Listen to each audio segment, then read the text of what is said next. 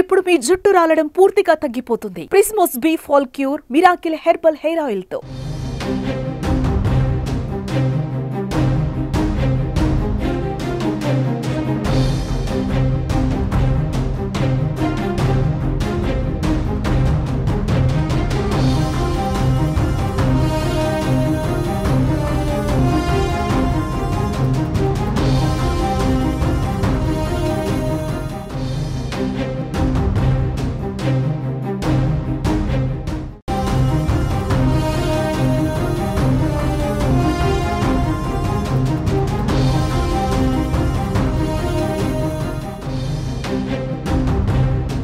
సంచలనం సృష్టించిన ఓటుకు నోటు కేసులో కీలక పరిణామం చోటు చేసుకుంది. ఓటుకు నోటు కేసులో తెలంగాణ సీఎం రేవంత్ రెడ్డికి ఊరట లభించింది.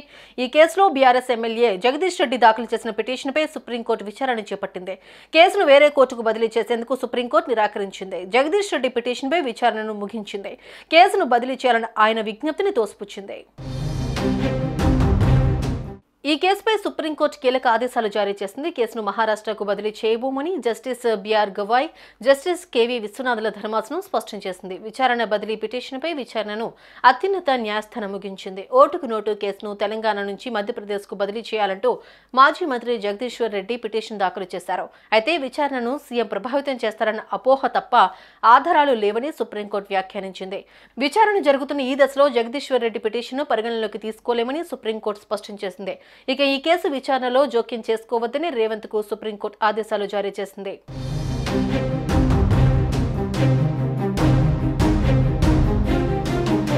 కేసుకు సంబంధించిన వివరాలను రేవంత్ రెడ్డికి రిపోర్ట్ చేయవద్దని ఏసీబీని కూడా కోర్టు ఆదేశించింది. సుప్రీంకోర్టు రిటైర్డ్ జడ్జి పర్యవేక్షణకు కూడా నిరాకరించింది. భవిష్యత్తులో సీఎం రేవంత్ రెడ్డి జోక్యం చేసుకుంటే పిటిషనర్ మళ్లీ సుప్రీంకోర్టును ఆశ్రయించవచ్చని ధర్మాసనం సూచించింది. సుప్రీంకోర్టు ఇచ్చిన ఈ ఆదేశాలతో ఓటుకు నోటు కేసులో సీఎం రేవంత్ రెడ్డికి భారీ ఊరట దక్కినట్టయింది.